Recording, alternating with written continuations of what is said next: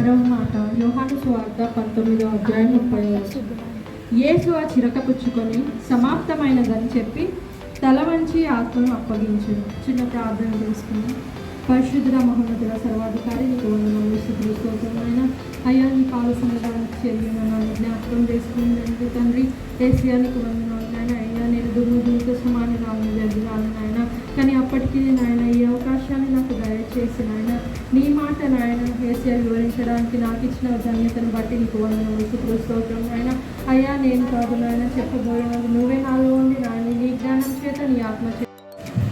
ఆరవ మాట సమాప్తమైనది. సమాప్తమైనది అంటే కంప్లీట్ అయిపోయింది, ఫినిష్ అయింది, ముగించేశాడు. సో ఆయన వచ్చిన పని, ఆయన ఎందు నిమిత్తమై వచ్చాడో, ఆయన ఎందుకొరకై వచ్చాడో ఆ పనిని సమాప్తమైనది అని చెప్తున్నాడు.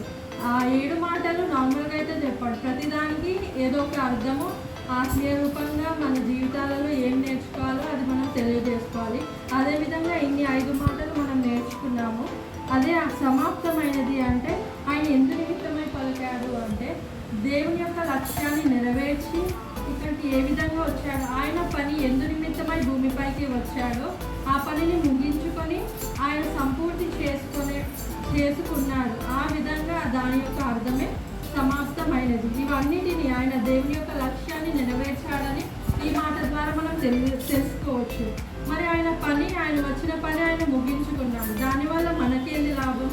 ఇతరులు, మన ఫ్రెండ్స్ కానీ ఎవరైనా లోకంలో ఉన్న వాళ్ళు అడుగుతారు, ఎందుకు వచ్చాడు, గుడ్ ఫ్రైడే అంటే ఏంటి అని. మనమే చెప్పలేకపోతాము. దానివల్ల దేవుడు సిలువ వేశాడు, పాపం క్షమించాడు. దానివల్ల మనకు విమోచన కలిగిందని మనకి ఇక్కడ తెలుస్తుంది. దేనివల్ల?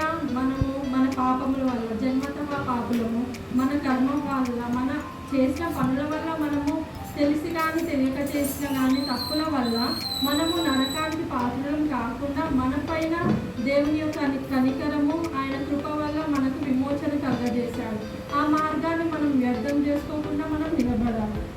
అలాగే మన తరపున ఆయన పోరాడి ధర్మశాస్త్ర సంఖ్యలను తెంచి ఆయన పాపం నుండి మనకు విముక్తి కలగజేశాడు. ధర్మశాస్త్ర సంఖ్యలు అంటే మనం చేసిన పనికి పక్కా మనకి నరకం ఉంటుంది అని ధర్మశాస్త్రంలో ఏ విధంగా ఉందో దాన్ని మన కొరకే, ఆ పాపం రాకుండా, ఆ నరకానికి పాత్రలం కాకుండా మన కొరకై దేవుడు ఆ విముక్తిని మనకు కలగజేశాడు.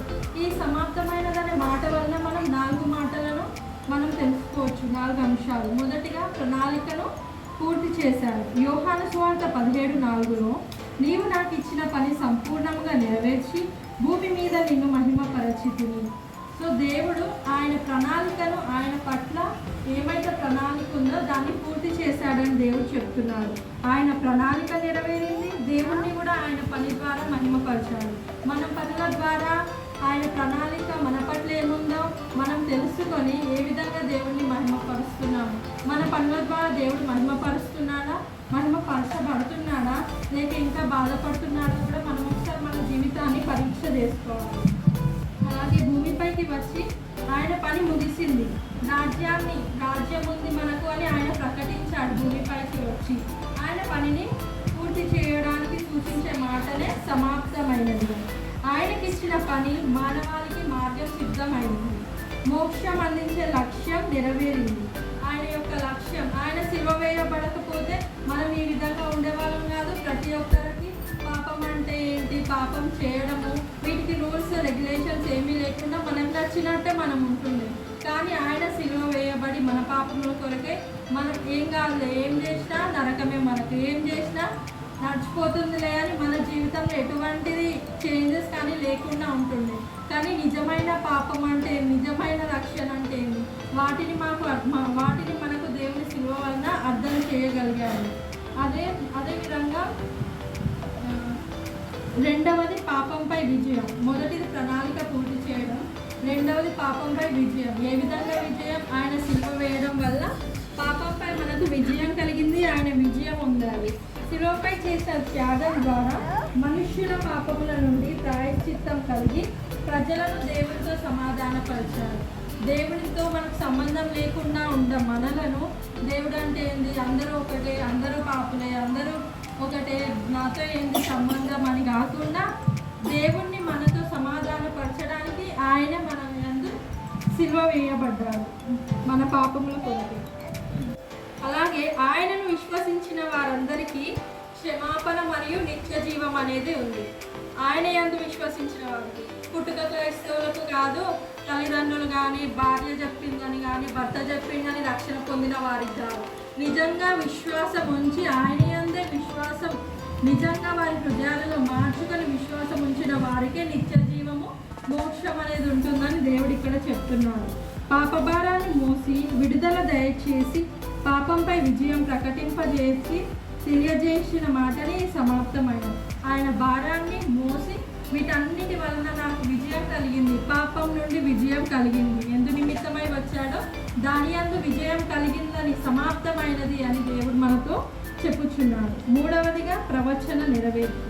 ప్రవచనాలు దేవుడు పాత నిబంధనలో ఆయన ధర్మశాస్త్రంలో ఎన్నో ప్రవచనాలు వారి భక్తుల ద్వారా ఆయన ద్వారా ఎన్నో ప్రవచనాలు దేవుడు ఇచ్చాడు, లేఖనాలు ఇచ్చాడు. మెస్సియా ద్వారా కూడా ప్రవచనం మనకుంది. యెషయా 53:12లో మరణం నొందినట్లు అతడు తన ప్రాణమును ధారపోసాడు.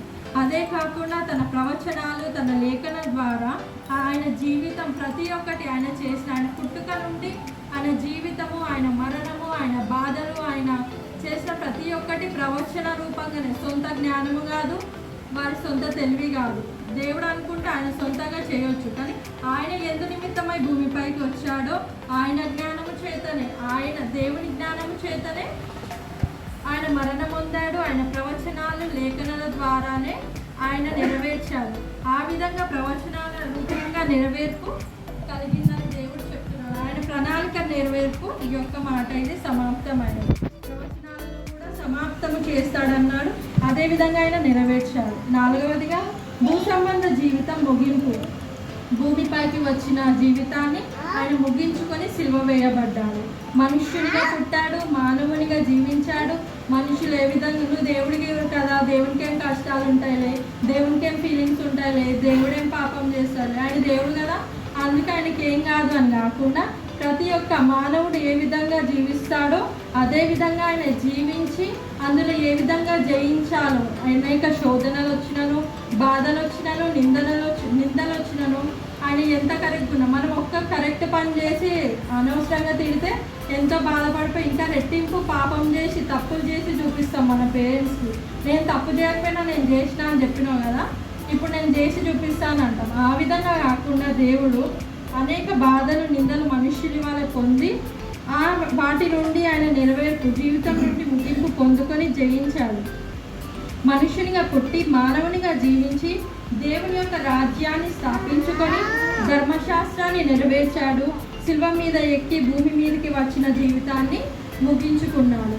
ఆయన జీవితాన్ని సక్సెస్ఫుల్గా ఆయన ఎందు నిమిత్తమై వచ్చాడో, ఏమి నెరవేర్చాలని వచ్చాడో అన్నీ ప్రతి ఒక్క పని లేఖనాల రూపంగా, ప్రవచనాల రూపంగానే ఆయన నెరవేర్చాడు. మరి మన జీవితంలో మనకిచ్చిన ఏంటి ప్రవచనాలు కానీ, దేవుని దాసుల ద్వారా కానీ, ప్రార్థనలు అయితే ఎంతో ఆసక్తితో ముందు పోయి మరి ప్రార్థించుకుంటాం, ప్రార్థనలు చేయించుకుంటాం. కానీ దేవుడు మనతో అప్పుడు ఏం మాట్లాడుతున్నాడో అది మళ్ళీ గుర్తు చేసుకుంటామా? అది నా గురించి అయినా సరే, మీ గురించి అయినా సరే, నేను అదే విధంగా ఉన్నాను. కాబట్టి మనం ప్రార్థించినప్పుడు మనకు ప్రార్థనలు, దేవుడు మనతో మాట్లాడిన మాటలను, దేవుడు మనకిచ్చిన ఏమంటారు సమాధానం కానీ ప్రతి ఒక్కటి మన ప్రార్థనలో ప్రతిదినం మనకు దేవుడిచ్చిన వాగ్దానాలు గుర్తు చేసుకుంటూ, దేవుడా నాకు ఇచ్చిన ఈ ప్రవచనం, దేవుడా నా చిత్తం నా జీవితంలో ఏమైందో అని అది నెరవేర్చుమని ఆ విధంగా మన జీవితాన్ని సరిదిద్దుకుంటేనే ఆ ప్రవచనాలు అనేవి మనలో నెరవేరుతాయి. ఆ విధంగా మనం జీవించాలి. మన ప్రణాళిక పూర్తి చేయడం కానీ, పాపంపై మనమే పాపంలో పోకుండా ఇతరులను మన వల్ల పాపంలో పడేయకుండా పాపం నుండే మనం విజయం కలిగి ఉండాలి. అదేవిధంగా ప్రవచనాలను మన జీవితాల్లో కూడా ఆయన ఏ విధంగా ప్రవచనాలను నెరవేర్చాడో మనం కూడా దేవుడిచ్చిన సువార్తని కానీ ప్రతి ఒక్క పనిని మనము నెరవేర్చే విధంగా మనం నిలబడాలి.